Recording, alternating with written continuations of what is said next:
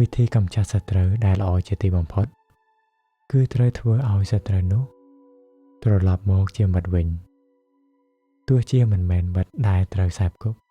ក៏ជាមិត្តដោយអំណាចមេត្តាចិត្តរបស់យើងដែរយើងកុំល្ងងដល់ថ្នាក់ចំណាយជីវិតចំណាយពេលដ៏មានតម្លៃមួយថ្ងៃទៅលើការខឹងក្រោធ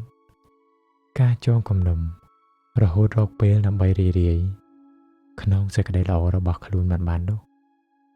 គិតរឿងអាក្រក់របស់អ្នកដទៃហើយក្តៅក្រហាយចិត្តនឹងកើតរឿងល្អដែលខ្លួនឯងបានធ្វើហើយកំពុងធ្វើនឹងធ្វើឲ្យសប្បាយចិត្តត្រជាក់ស្ងប់ទាំងពីរបែបនេះយើងល្មមចេះជ្រើសរើសបានហើយបើដឹងថាគេខុសហើយចាំទុកជាមេរៀនប្រយ័ត្នកុំឲ្យខុសខ្លួនឯងដូចគេខំប្រឹងបំពេញការខ្វះខាតរបស់ខ្លួនប៉ុន្តែក៏ឈ្មោះថាបានចំណេញដែរកុំសាងទុកសោកឲ្យខ្លួនឯងហើយគិតថាខ្លួនពូកែណាស់នោះវាល្ងងពេកនៅក្នុងបណ្ឌិតវគ្គទី6នៃព្រះគាថាធម្មបទព្រះពុទ្ធអង្គទ្រង់ត្រាស់សម្ដែងថាបណ្ឌិតគួរលះបង់ធម៌ខ្មៅចោលចេញហើយញ៉ាំងធម៌សឲ្យចម្រើនឡើង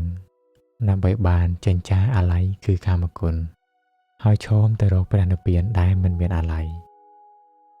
បណ្ឌិតគួរញ៉ាំងខ្លួនឲ្យផូរផង់ចាកគ្រឿងសៅមងចិត្តលះបង់កាមទាំងឡាយជាអ្នកមិនមានកង្វល់ប្រាថ្នានៅសេចក្តីត្រេកអរដល់ក្រៃលែងក្នុងវិវេកដែលពួកសត្វត្រេកអរបានដោយក្រនោះឯង